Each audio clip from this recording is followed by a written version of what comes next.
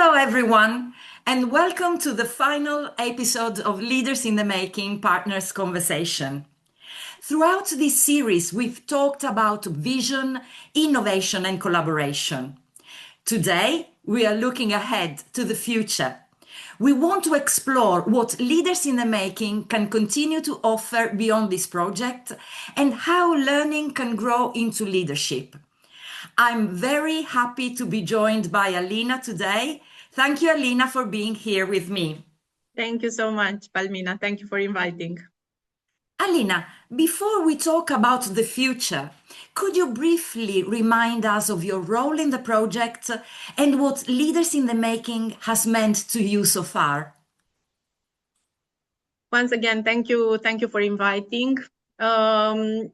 We are the project coordinators. So as the project coordinator from IH Bucharest, Romania, my role has been to keep the partnership aligned and moving, from planning and quality assurance to making sure our outputs are practical and usable for all the teachers.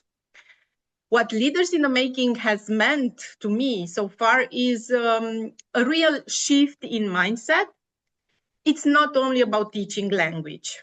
This is what I felt. It's about helping educators, coach learners to build life and entrepreneurial competencies alongside language process.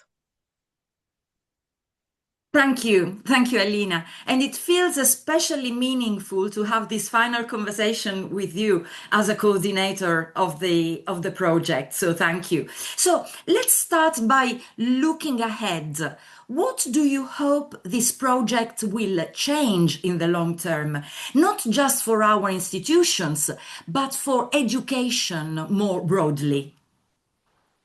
Yes, very good question. In the long term, I do hope this project changes, let's say, the default of language education from lessons that focus mainly on language accuracy to learning that builds real world competencies. And here I mean critical thinking, communication, collaboration, problem solving, and leadership.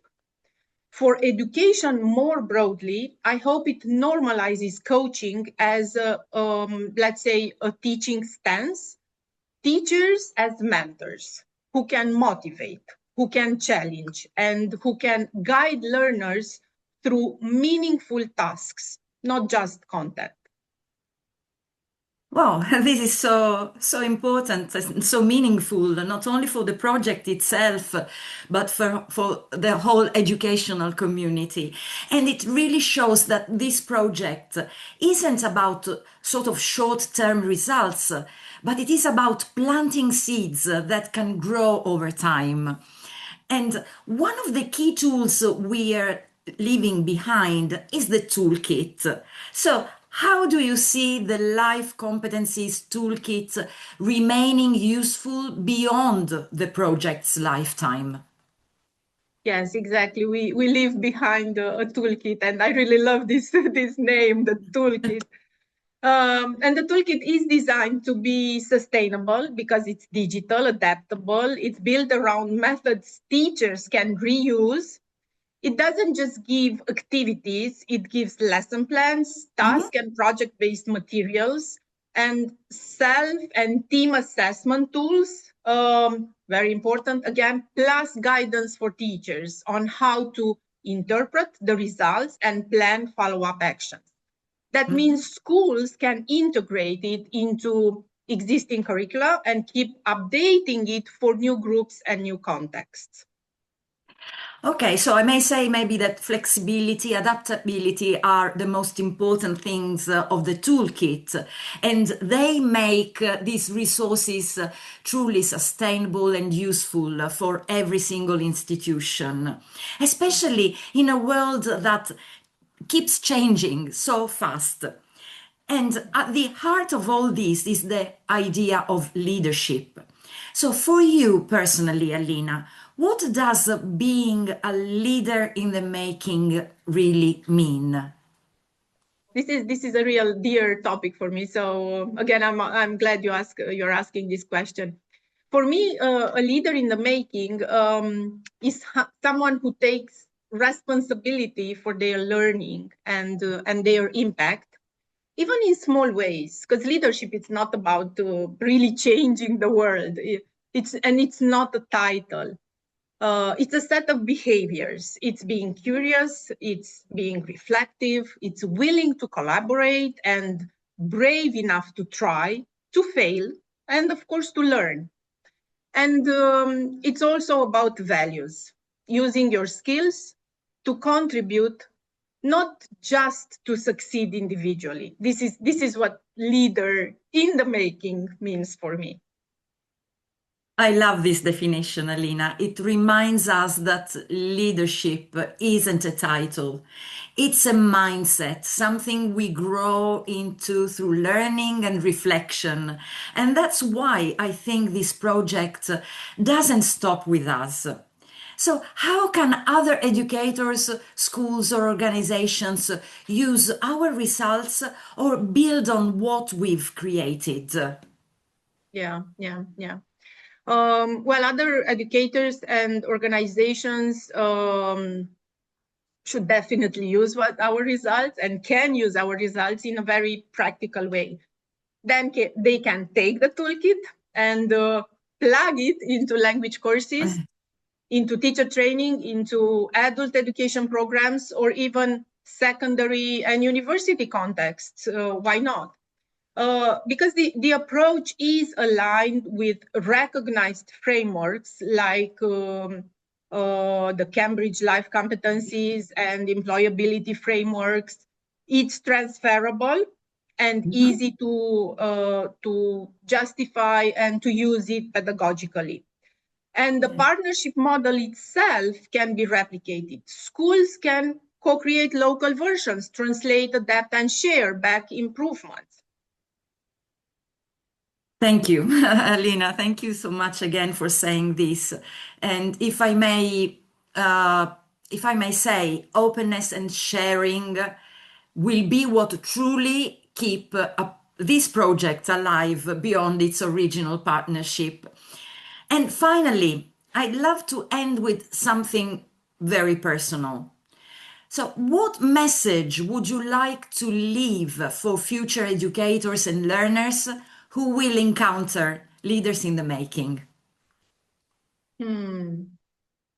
My message, yeah. Yes. Well, my message would be,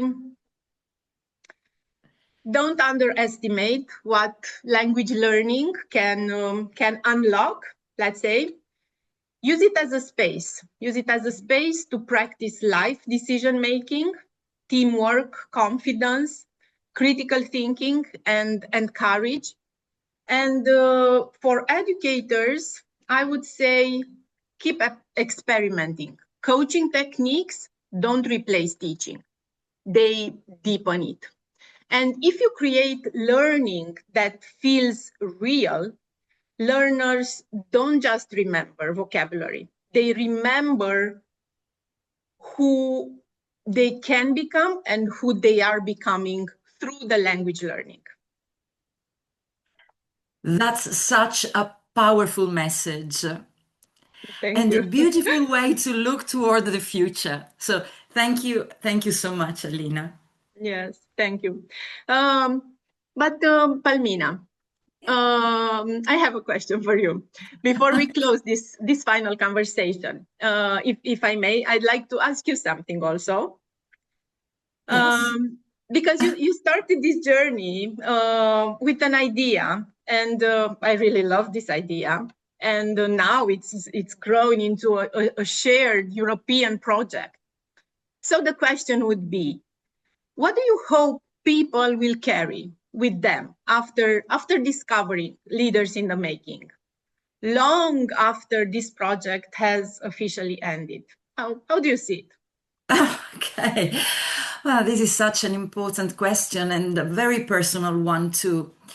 So what I hope people carry with them after discovering leaders in the making is a sense of possibility. Um, I hope they realize that leadership isn't something reserved for a few. It's something we all develop step by step through learning, reflection, and courage. If a teacher feels more confident to try a new approach, to listen more deeply, or to trust their learners, if a learner feels empowered to speak up, to take responsibility, or to believe in their own potential, then this project will have done what it was meant to do. So, my invitation to everyone watching is simple: explore the toolkit. Adapt it to your context and make it your own. Start small, ask better questions, create a space for reflection, and most importantly, keep learning, because when learning continues, leadership grows. So I hope this was Beautiful, an beautiful, answer that will beautiful. resonate, yes, with you and with those who will stay with us. So thank you, Alina, for Thank you being so part much. of this journey. Thank you so much.